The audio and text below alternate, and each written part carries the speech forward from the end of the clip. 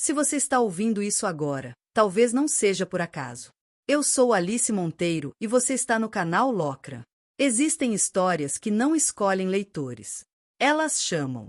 Histórias sobre deuses antigos, monstros que nunca desapareceram, e pessoas comuns que descobrem, tarde demais, que o mundo nunca foi tão seguro quanto parecia.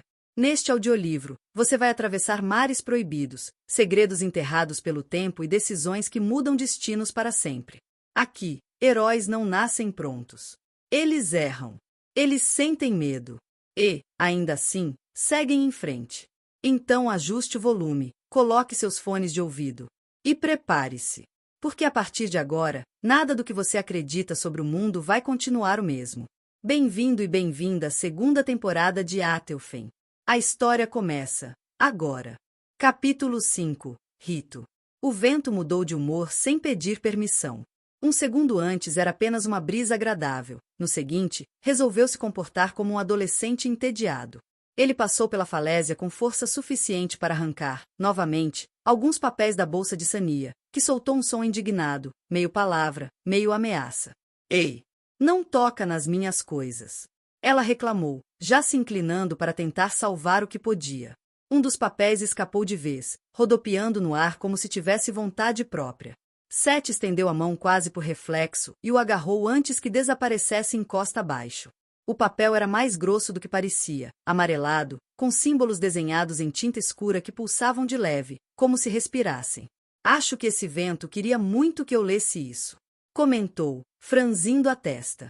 Sania se aproximou rapidamente, mas parou quando viu a expressão dele. Não me diga que você pegou justo esse. Depende. Ele leu o topo do papel em voz alta. O rito das insígnias. Ela soltou um suspiro longo demais para alguém fingindo indiferença. Ótimo! Já começou, então. Seth desceu os olhos pelo panfleto enquanto caminhavam devagar pela trilha, afastando-se da falésia. As letras pareciam simples, mas havia algo nelas que prendia a atenção, como se o texto soubesse exatamente quem estava lendo. O rito das insígnias. Criado para testar liderança, lealdade e estratégia. Não vence quem corre mais, mas quem pensa melhor sob pressão. Isso já elimina metade do pessoal. Seth murmurou.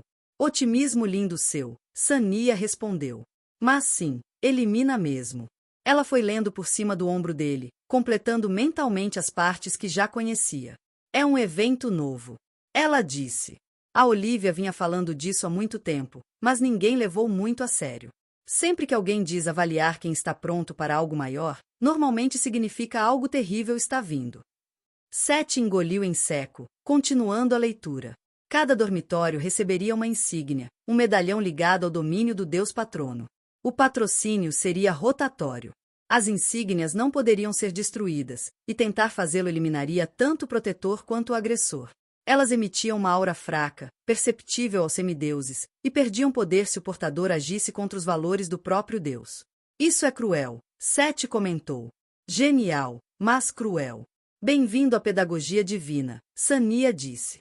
Ensinar através de trauma é uma tradição antiga. A trilha se abriu, revelando parte do pátio central. Alguns campistas já se aglomeravam em pequenos grupos, segurando panfletos idênticos, debatendo em voz alta. O burburinho tinha energia demais para algo que ainda nem tinha começado. O campo de prova vai ser na Ilha Menor, Seth leu. Aquela ali.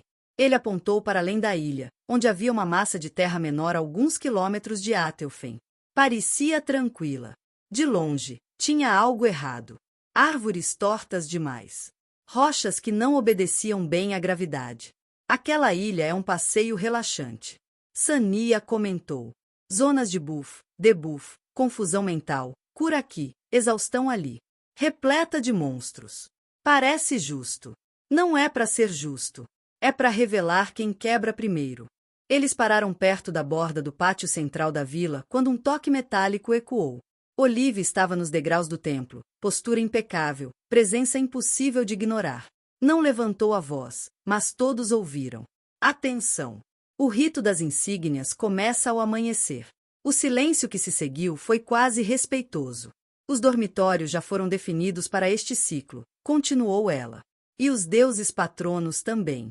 Um gesto simples da mão, e símbolos começaram a se formar no ar, acima de cada área dos dormitórios. Dormitório vermelho, sob o patrocínio de Ares, do panteão grego. Anunciou Olivia. Força, confronto e coragem direta. Alguns campistas vibraram. Outros pareceram subitamente preocupados. Dormitório azul, sob Jord, do panteão nórdica. Prosseguiu. Estratégia, adaptação e domínio das rotas. Interessante, Sania murmurou. Eles vão tentar ganhar sem lutar. Dormitório amarelo, sob Ator, do panteão egípcio, disse Olivia. Equilíbrio, resistência e união. Dormitório rosa, sob Afrodite, do panteão grego. Continuou. Influência, empatia e vínculos. Algumas reações foram risadinhas.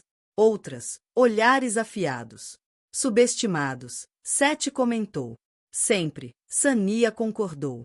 Dormitório verde, sob Brigide, do panteão celta. Concluiu Olivia. Criatividade, proteção e inteligência prática. Sete ficou surpreso com o nome. O murmúrio voltou, mais intenso agora. Olivia ergueu a mão outra vez. Cada dormitório deverá escolher um guardião da insígnia, um estrategista e entre 2 a 5 caçadores.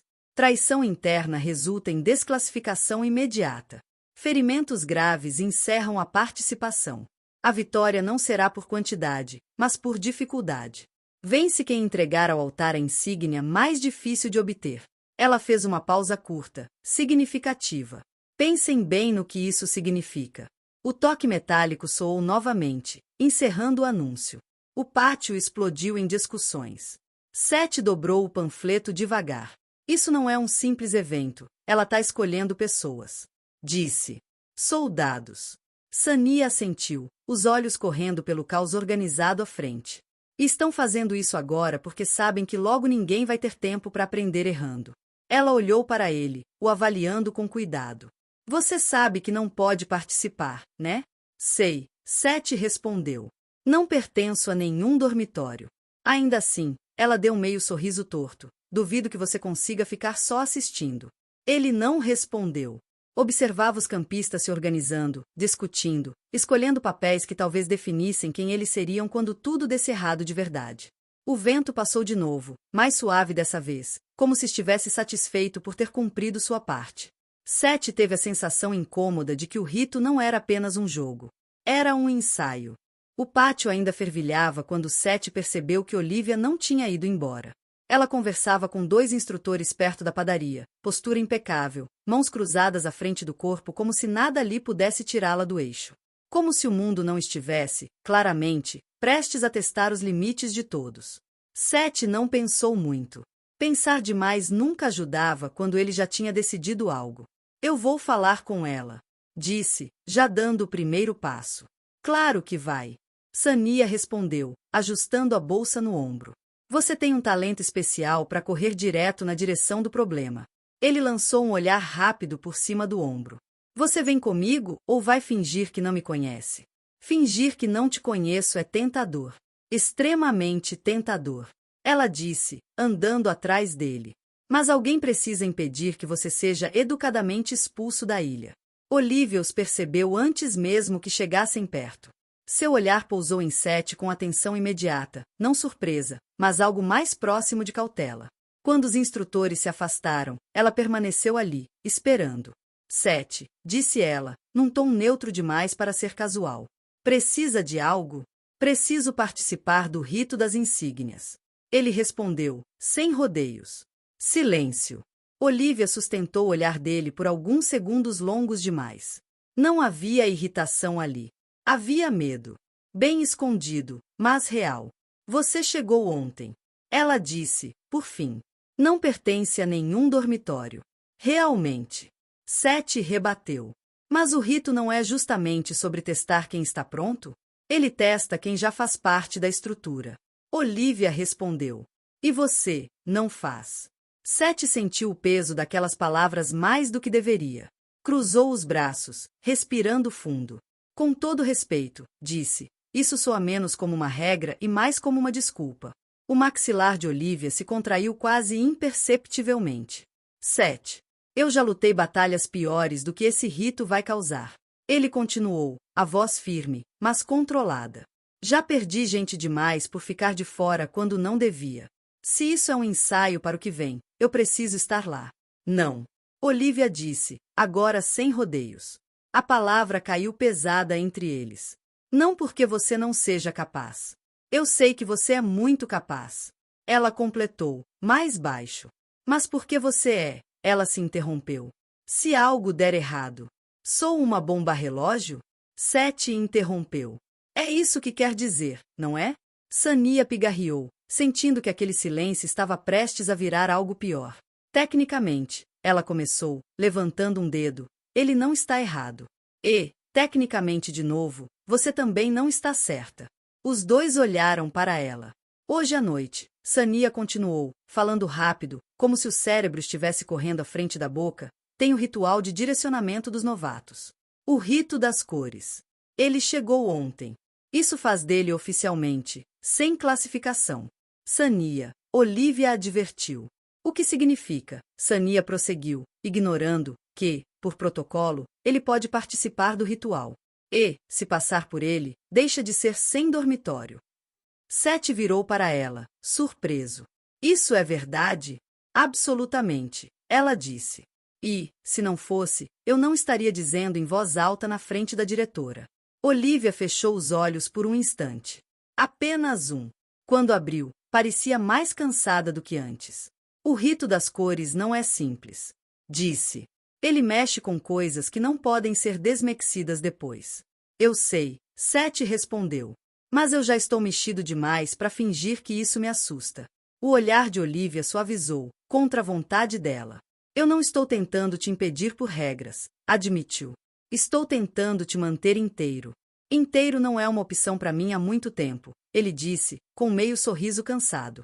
Sania observava os dois em silêncio agora, sentindo aquele peso familiar no peito. Quando falou de novo, a voz veio menos irônica. Se ele for passar por isso, disse, é melhor que seja agora. Antes que o mundo resolva forçar escolhas piores. Olivia suspirou devagar. Muito bem, disse, enfim. Ele pode participar do ritual desta noite. Apenas do ritual. Seth abriu um sorriso curto, aliviado demais para esconder. Obrigado. Não me agradeça ainda, Olivia respondeu. O rito das cores não é brincadeira. Ela se afastou, deixando os dois ali.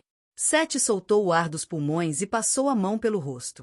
Você acabou de me salvar de um discurso muito mais longo, disse para Sania. Eu sei, ela respondeu. Você devia me agradecer com sobrevivência. O sol começava a descer, tingindo a ilha de tons dourados. Ao longe, os estandartes dos 5 dormitórios já estavam sendo erguidos na clareira. Seth sentiu o estômago se contrair. Então é hoje, murmurou. Sania assentiu, observando o céu.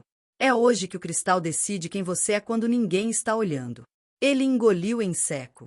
E, pela primeira vez desde que acordou vivo no deserto, Seth teve a sensação clara de que não havia como fugir da próxima escolha. O sol da metade da tarde batia torto sobre a arena, criando sombras longas que se esticavam como dedos no chão de areia batida. Seth treinava sozinho havia um tempo indefinido, o corpo em movimento automático, como se precisasse gastar energia antes que os pensamentos resolvessem fazer isso por conta própria. O impacto da lâmina contra o poste de treino ecoava seco, repetitivo, quase reconfortante. Não havia ninguém ali.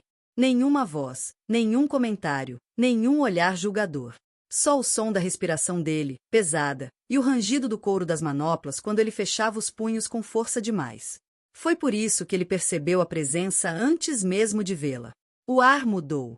Não de forma mística ou dramática, só aquele instinto feroz, aprendido em batalha, que avisava quando alguém entrava no espaço com a intenção errada. Treinar sozinho é covardia ou só costume? Disse uma voz atrás dele. Seth parou. Não se virou de imediato. Apenas apoiou a ponta da arma no chão e respirou fundo. Depende, respondeu. Você veio reclamar ou tentar me matar? Ainda estou decidindo. Ele virou-se então. Kamui estava parada na entrada da arena, braços cruzados, postura firme demais para alguém que parecia, à primeira vista, delicada demais para aquele lugar. A pele clara contrastava com o cabelo roxo vibrante, curto, enquadrando o rosto de traços suaves que não combinavam em nada com a tensão que ela espalhava ao redor. Os olhos verde-azulados o encaravam sem piscar, diretos, frios, como se 7 fosse um problema matemático simples cuja resposta ela já odiava. Você, ela disse, como se o nome fosse desnecessário, devia ficar longe daqui. Engraçado, 7 retrucou. Todo mundo anda me dizendo o que eu devia fazer. Ela deu 2 passos à frente. O som das botas na areia foi calculado, lento, quase ameaçador. Você devia ter ficado morto, Kamui disse, sem elevar a voz. Aquilo acertou mais forte do que qualquer golpe. 7 manteve o rosto neutro. Por dentro, algo se contraiu. Olha, ele começou. Se isso for sobre a Liana. Não ouse dizer o nome dela, Kamui cortou, avançando mais um passo. Você não tem esse direito. O silêncio que caiu entre eles era pesado, denso. 7 sentiu o velho impulso de responder no mesmo tom, mas se conteve. Eu nunca quis. Não importa o que você quis. Ela interrompeu. Importa o que aconteceu.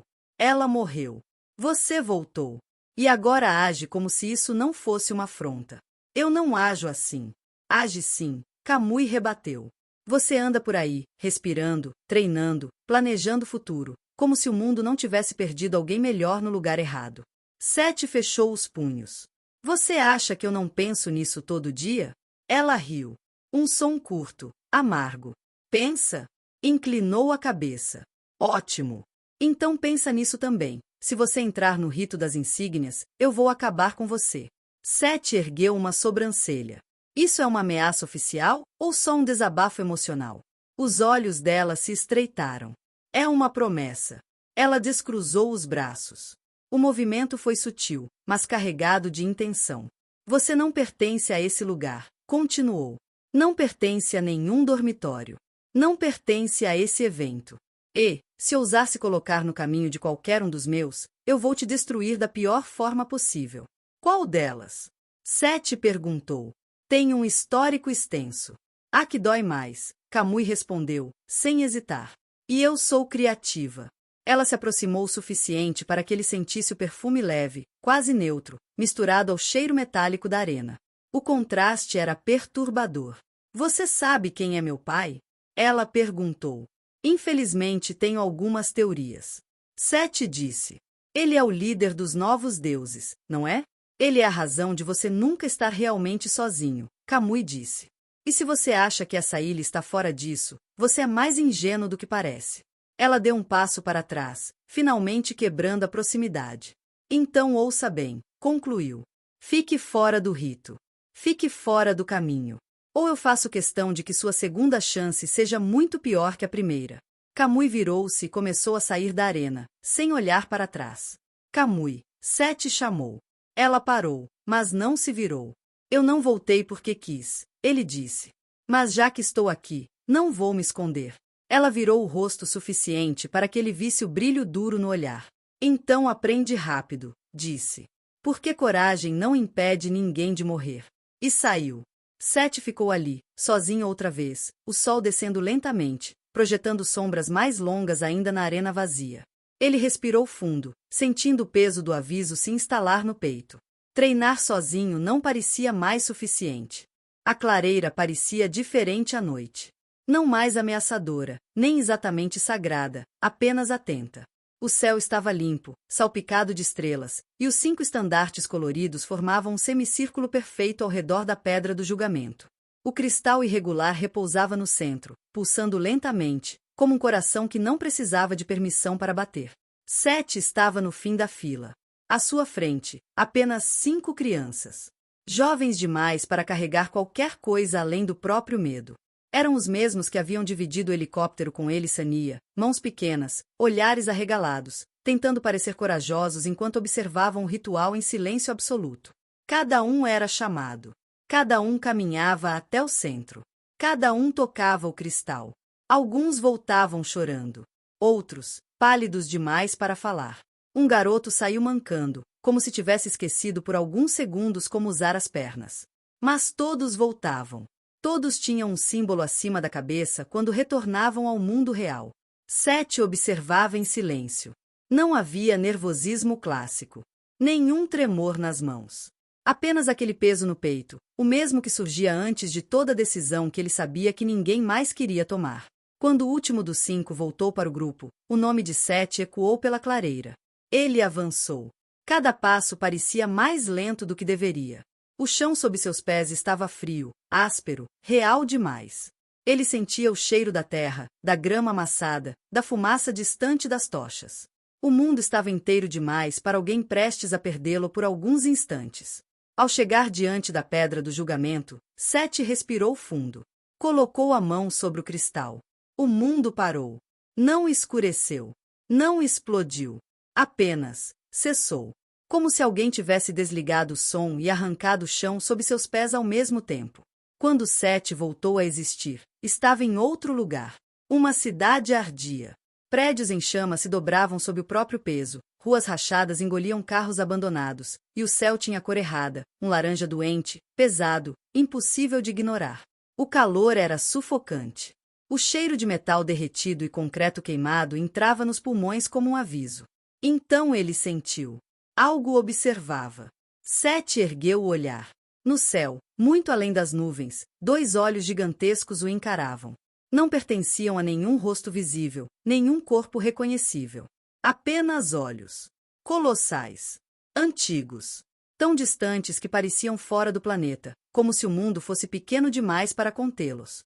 Eles não piscavam. Não julgavam. Esperavam. Sete entendeu, sem que ninguém explicasse. Havia uma escolha ali. Uma decisão impossível. Algo que não oferecia saída boa, nem recompensa clara. Apenas consequências. O que ele escolheu, o motivo, o peso, o custo, ficou enterrado naquele instante, inacessível até para ele mesmo. O cristal aqueceu sob sua mão. Não como fogo, como responsabilidade. O impacto veio silencioso. Um choque sem dor imediata, atravessando o corpo inteiro, como se algo tivesse sido marcado por dentro. Então o mundo voltou. Sete caiu de joelhos. O som retornou em ondas, murmúrios, passos apressados, respirações presas. A clareira girava levemente. Ele sentiu algo quente escorrer pelo rosto.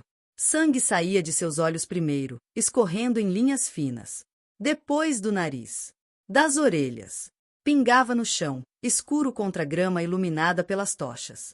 Alguém deu um passo à frente. Alguém engasgou. Ninguém tocou nele.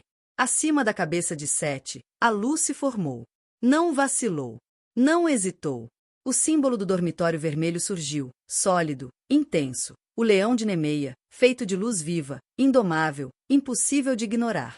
Um suspiro coletivo atravessou a clareira. Alguns pareciam chocados. Outros, assustados. Olivia não se moveu, mas seus olhos estavam arregalados de um jeito que Sete nunca tinha visto antes. Ele ergueu a cabeça com dificuldade, limpando o sangue com a manga, tentando focar no mundo real outra vez. O símbolo permaneceu, pesado e definitivo. O cristal não havia escolhido por poder, nem por herança, nem por destino imposto. Escolhera porque, quando o mundo exigiu uma resposta, Sete não desviou o olhar. E naquela noite, todos entenderam a mesma coisa, mesmo sem dizer em voz alta. O rito não havia apenas revelado quem Sete era. Havia confirmado quem teria que liderar quando tudo começasse a ruir. A noite tinha esfriado rápido demais, como se a ilha tivesse decidido lembrar a todos que nada ali era permanente. As tochas ao longo dos caminhos lançavam luzes irregulares sobre as pedras, e o som distante da clareira ainda ecoava em fragmentos, vozes baixas, passos apressados, alguém rindo nervoso demais para ser sincero.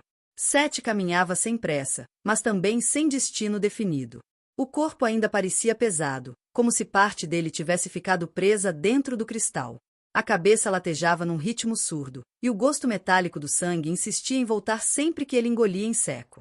O símbolo do leão já havia desaparecido, mas a sensação de ser observado não. Você vai continuar fingindo que não quase morreu ou pretende sentar em algum momento? A voz veio da lateral do caminho, conhecida o suficiente para fazê-lo parar antes mesmo de virar. Emília estava ali, encostada em um dos pilares de pedra, os braços cruzados. O cabelo preso de qualquer jeito denunciava o cansaço, mas os olhos estavam atentos, o avaliando inteiro como se estivesse fazendo um inventário silencioso. Eu sobrevivi, Sete respondeu. Tecnicamente, é meu melhor resultado recente. Ela se aproximou sem sorrir. Só quando estava perto bastante para perceber as manchas secas de sangue na gola da camisa dele é que fez uma careta. Você chama isso de sobreviver? Chamo de poderia ter sido pior. Emília soltou um suspiro curto e puxou algo que estava dobrado sob o braço. Estendeu para ele. Toma. Seth pegou o tecido automaticamente. Era pesado, vermelho escuro. Ainda cheirava a tecido novo, misturado com fumaça de tocha. Então é oficial, ele disse, erguendo a camisa. Agora eu tenho um guarda-roupa temático. Não começa, Emília avisou. Eu quase tive um ataque cardíaco coletivo assistindo aquilo. Coletivo? Meu e da Olivia.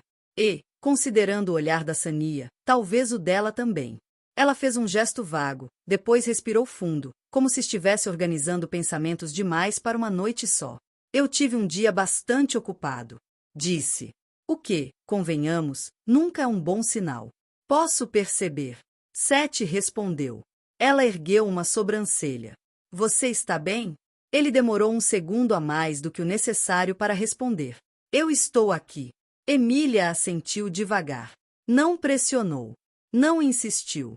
Apenas virou-se e começou a andar pelo caminho que levava aos dormitórios. Vem, disse.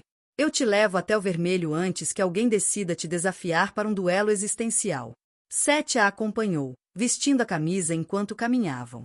O tecido parecia estranho no corpo, como se ainda estivesse se adaptando a ele, ou o contrário. O dormitório vermelho surgiu à frente, imponente mesmo à noite. As luzes nas janelas estavam acesas, e havia vozes lá dentro, abafadas, animadas demais.